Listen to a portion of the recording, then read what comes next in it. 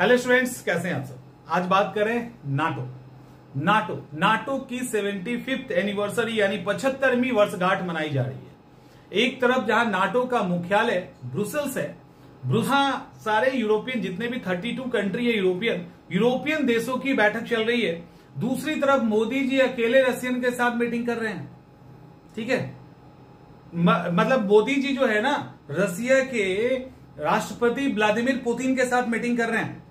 तो ये फैक्ट, अब देखो यहां अकेले मोदी और पुतिन की बैठक हो रही है, दो देश है मात्र, और एक तरफ सारे यूरोपियन कंट्री। फिर भी रसिया की मिनिस्ट्री के द्वारा या रसिया के द्वारा ऑफिशियल स्टेटमेंट जारी किया गया कि यूरोपियन देशों को जलन हो रही है। अब क्या है, नाटो क्या है और रसिया के साथ उनका क्या पंगा है, इसकी बात हम लोग करते हैं।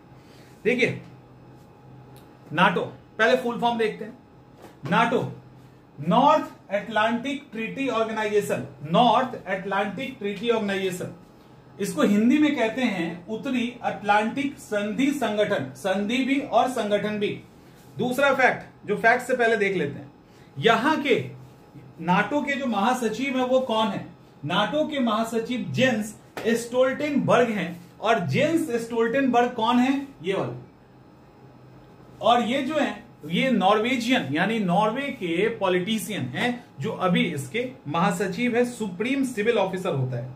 नाटो का ये फ्लैग है और नाटो का जो मुख्यालय है वो ब्रुसेल्स में है। इसी तरह से झंडा लगा हुआ है।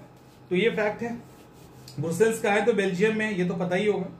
नाटो में अभी स्टार्टिंग में जो फाउंडर कंट्री था वो मात्र 12 ही था, लेकिन अभी 32 कंट्री है। और ये जो ब्लू ब्लू ब्लू ब्लू दिख रहा है ना, ये नाटो की कंट्री है।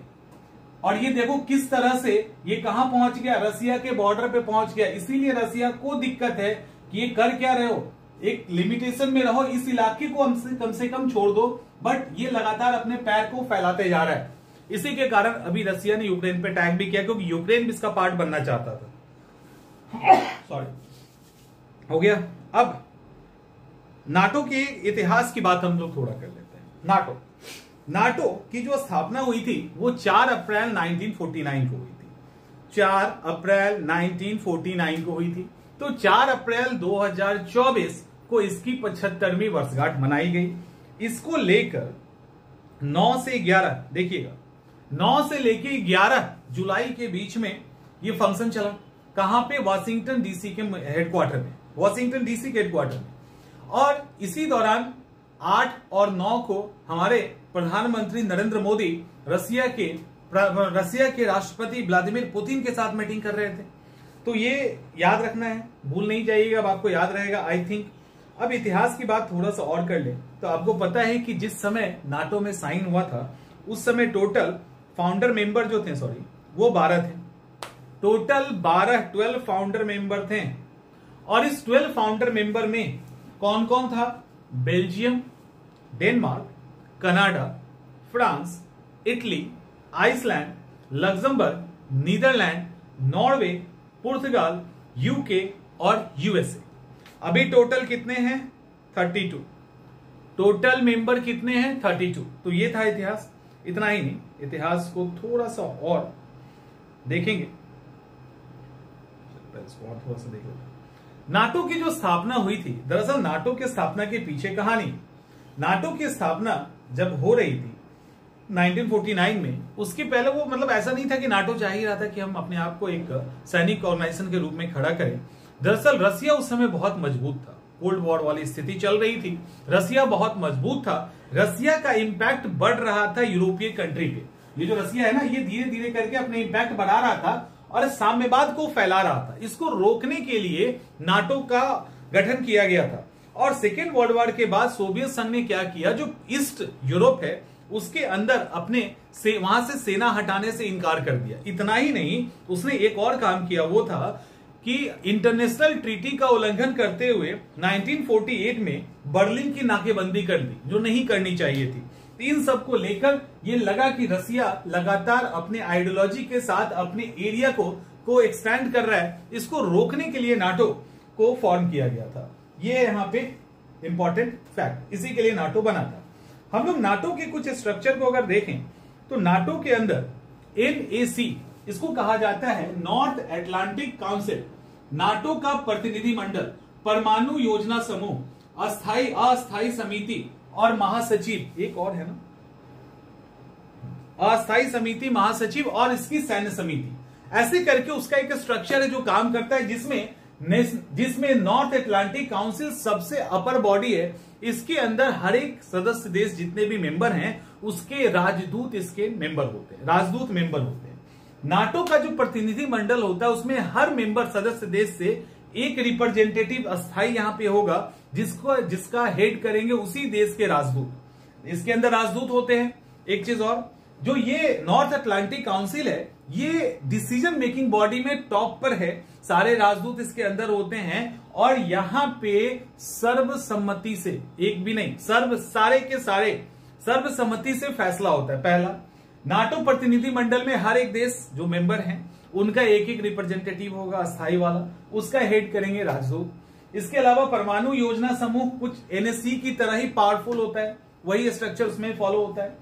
अस्थाई समिति, महासचिव हमने देख लिया, महासचिव जो होते हैं नाटो के टॉप सिविलियन ऑफिसर होते हैं और सैन्य समिति उसकी होती है, ठीक है, जहां पे नाटो के सदस्य देश के रक्षा प्रमुख उसके मेंबर होते हैं। तो ऐसे करके नाटो का ये स्ट्रक्चर है जो फॉर्म किया जाता है।